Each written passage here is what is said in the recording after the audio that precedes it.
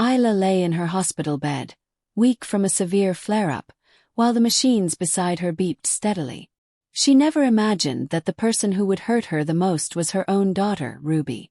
For years, Ruby made her feel like a burden, rolling her eyes whenever Isla struggled to walk or breathe. But nothing prepared her for the moment Ruby leaned close to her ear in the dim hospital room. With a cold smile, Ruby whispered, "If you die, we'll celebrate."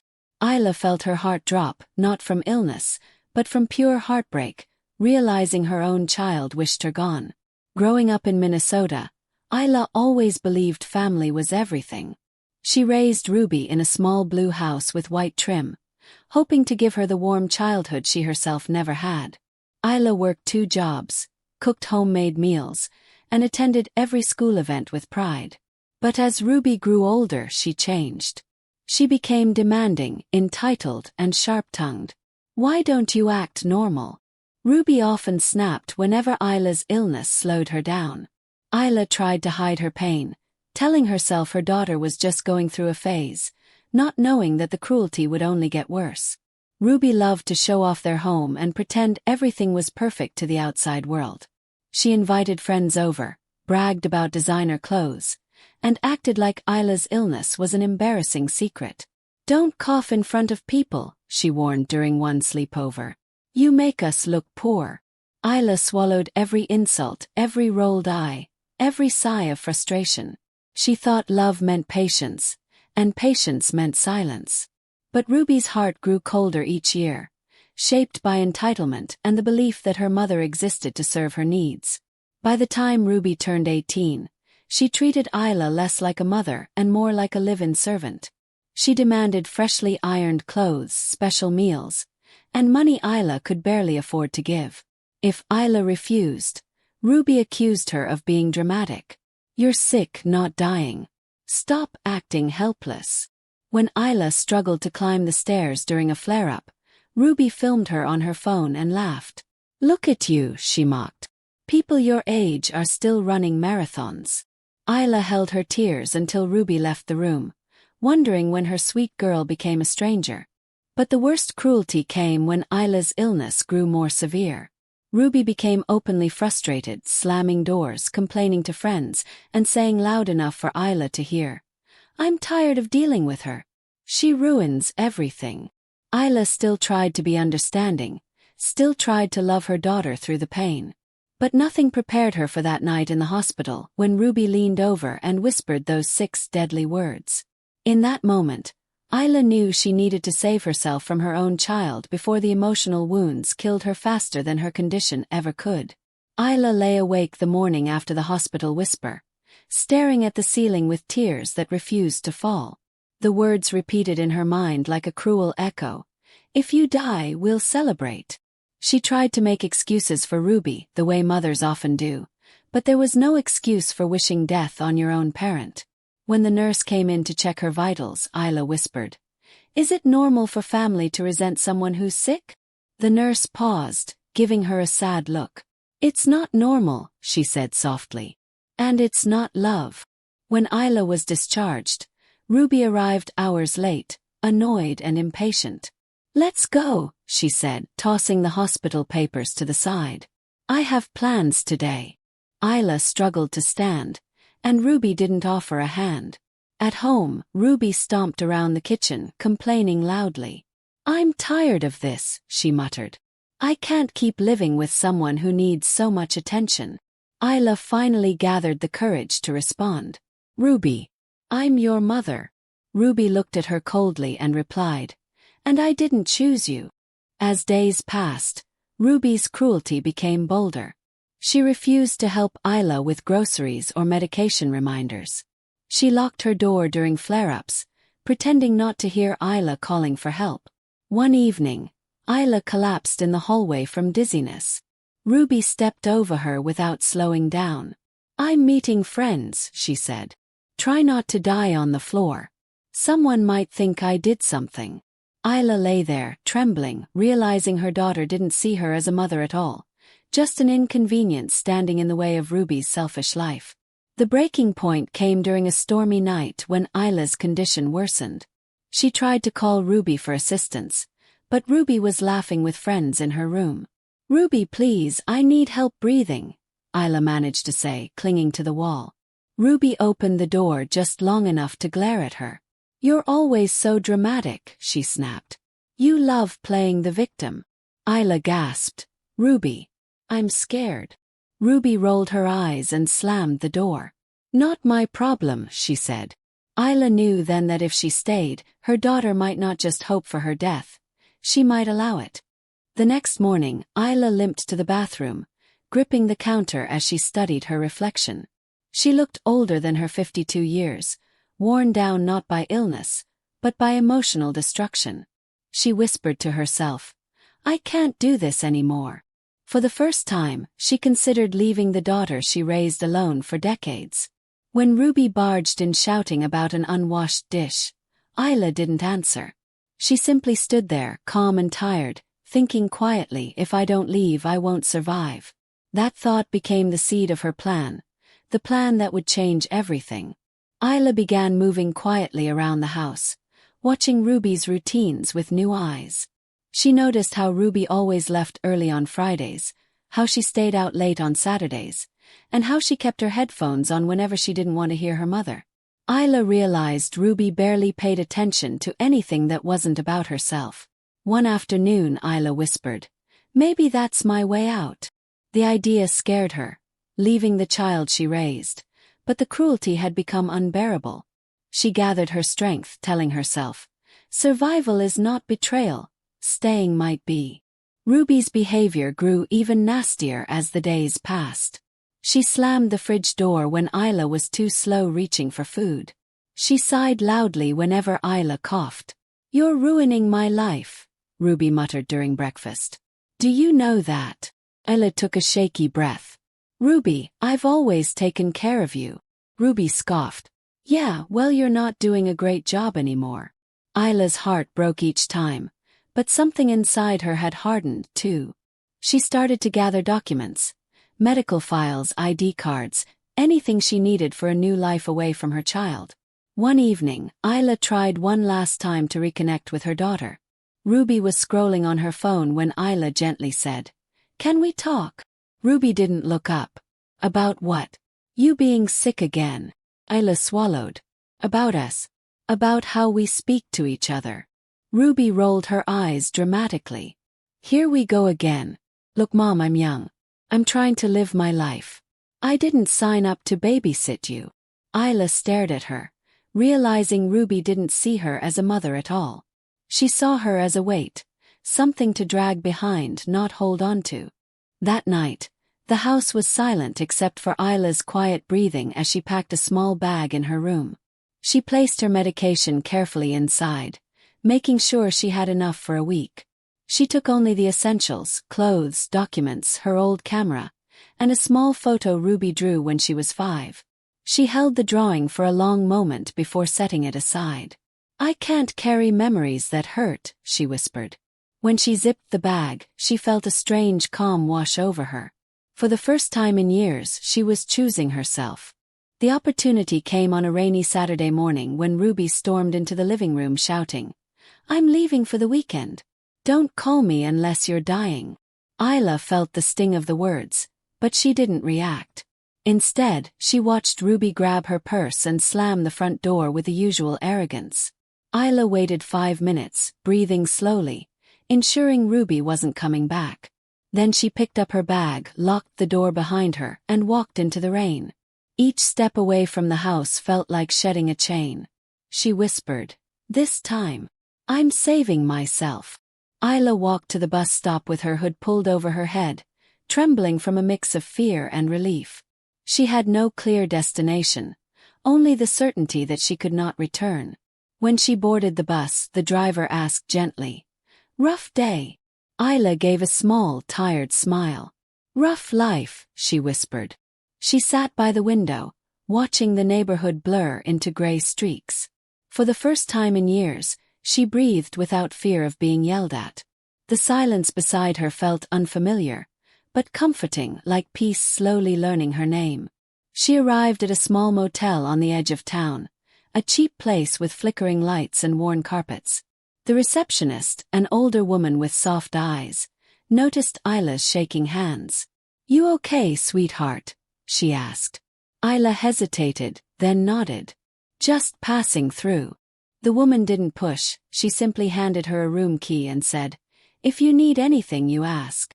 That simple kindness nearly broke Isla's composure. In her room, she sat on the bed clutching the key. "Is this what safety feels like?" she whispered into the dim air. Ruby didn't even notice her mother was missing until late evening. She returned home irritated because her friends cancelled plans, tossing her keys on the counter. "Mom!" she shouted. "Where are you?" The quiet house annoyed her. She walked into Isla's room and found the empty drawers, the missing medication, the blank space where her mother's shoes used to be. Ruby scoffed. "Seriously?" She ran away. She pulled out her phone and sent a message filled with anger instead of worry. "If you think this will make me chase you, forget it. You always want attention." The message never reached Isla.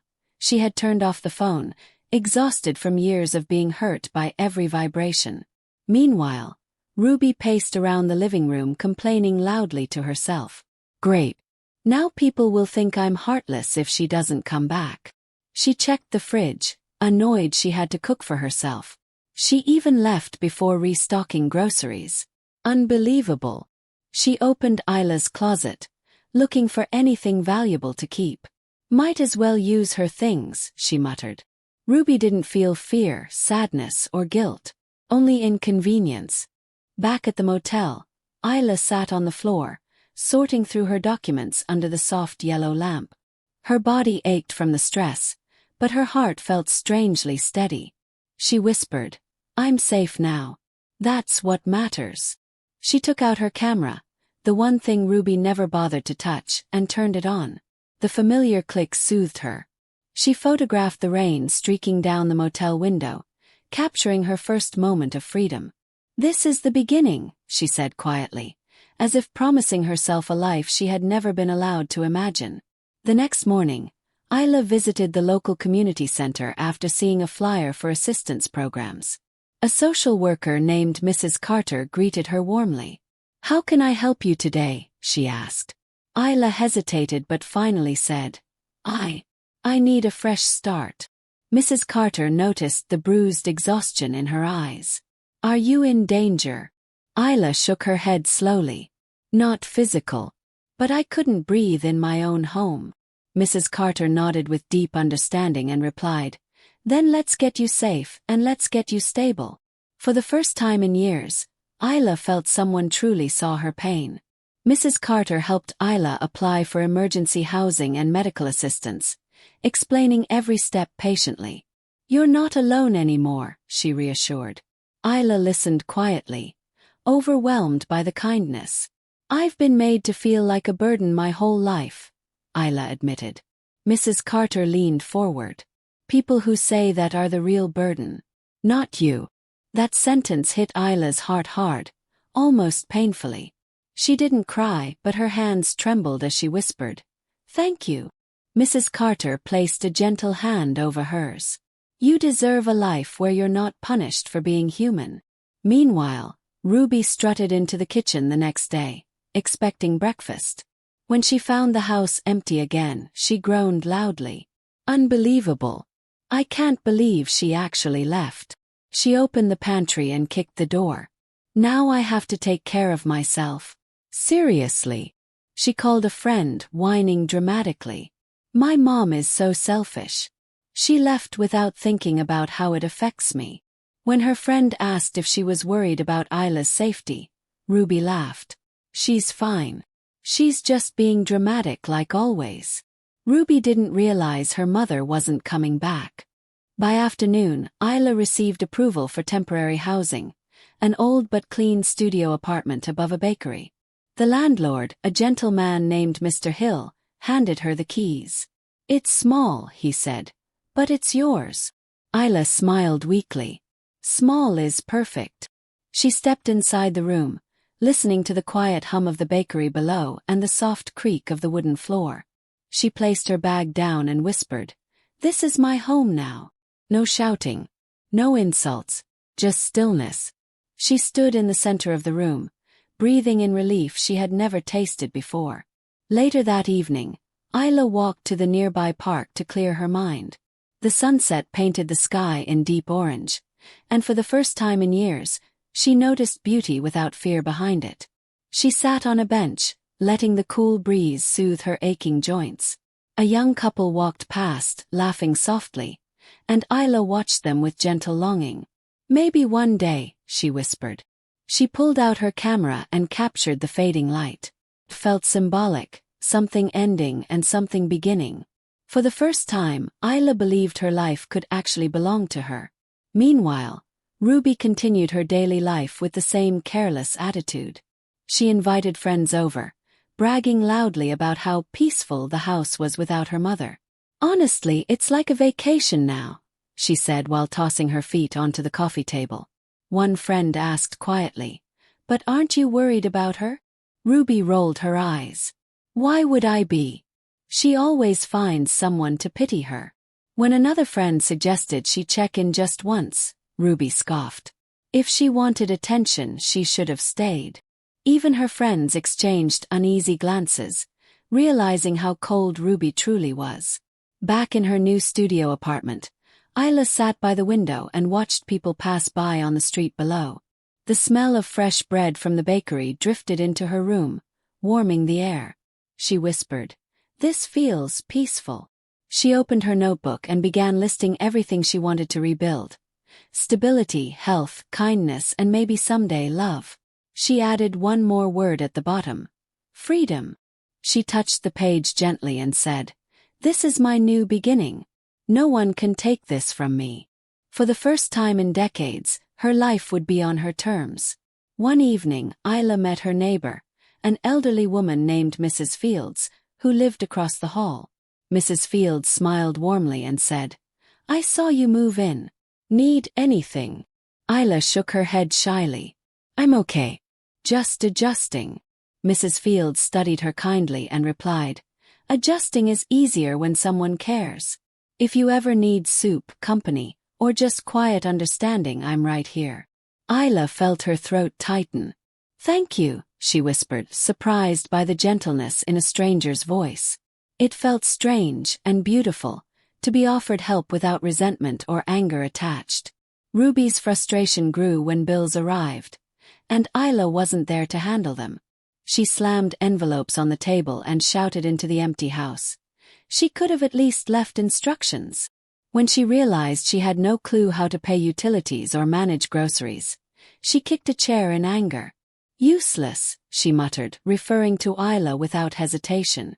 When a neighbor asked where her mother was, Ruby smirked and said, "Probably out pretending she's dying again."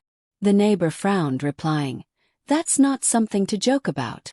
Ruby shrugged and walked away, blind to her own cruelty.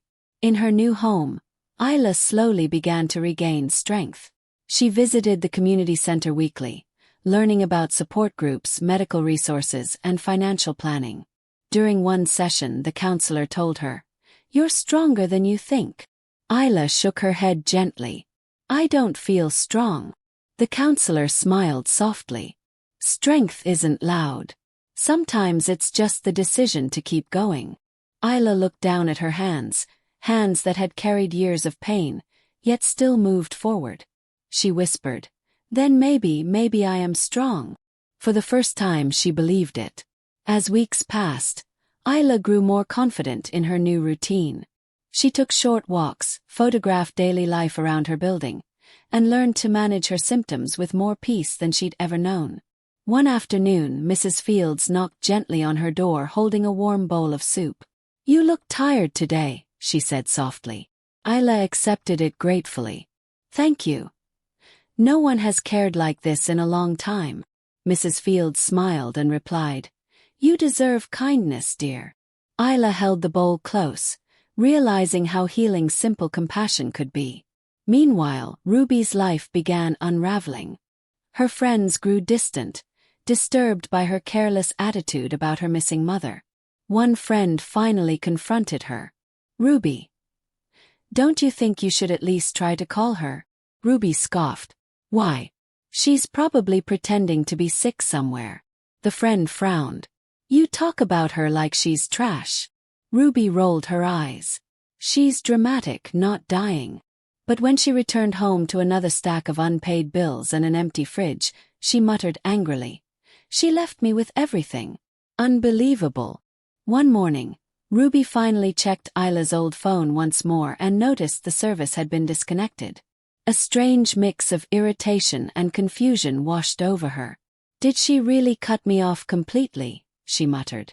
She opened Isla's closet and realized most of her things were gone, carefully, quietly removed. Ruby stared at the empty shelves and clenched her fists. She actually left, she whispered, stunned. But instead of worry, she felt anger. She abandoned me. Ruby never once considered the years of cruelty she'd inflicted.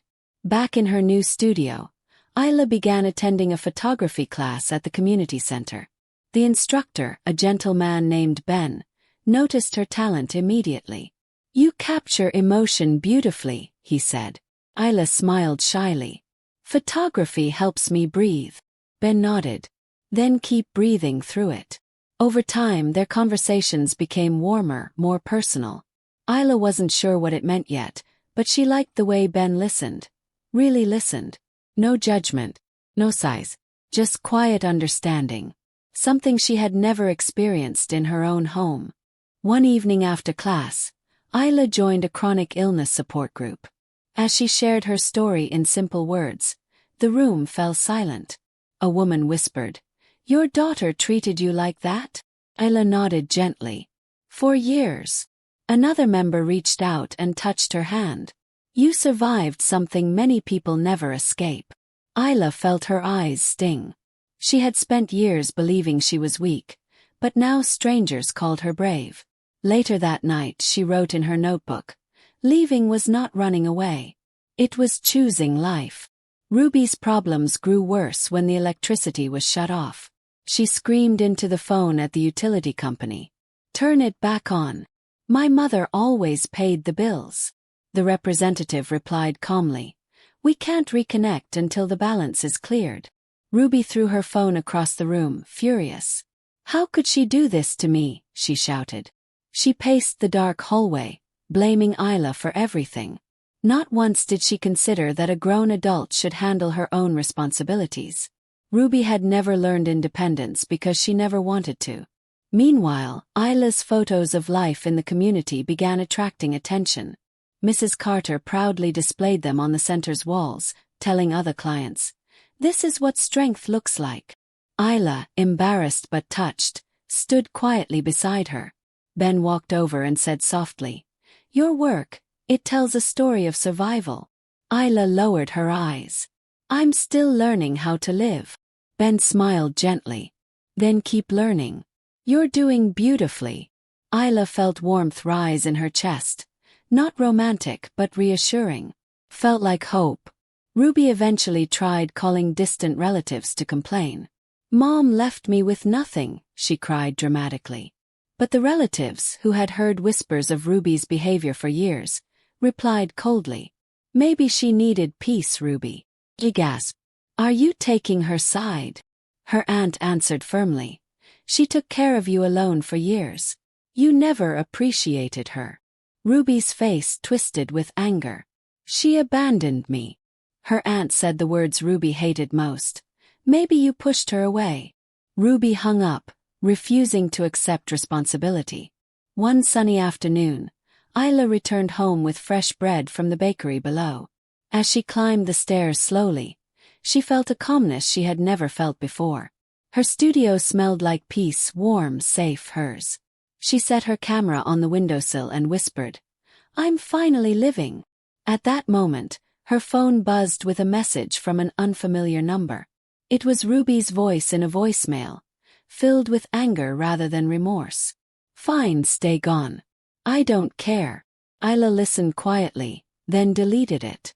She no longer needed her daughter's validation. That evening, Isla stood by the window, watching the city lights twinkle like tiny stars. She thought about the hospital whisper that shattered her heart, "If you die, we'll celebrate." Those words could have destroyed her, but instead they pushed her toward freedom. She had found safety, kindness, support, and a future that belonged only to her. She whispered softly, "I choose peace." And for the first time in her life, she felt the weight lift from her shoulders completely. Isla didn't return to her old life, and she never looked back. Her story ended not in pain, but in healing, and a quiet triumph she earned all by herself.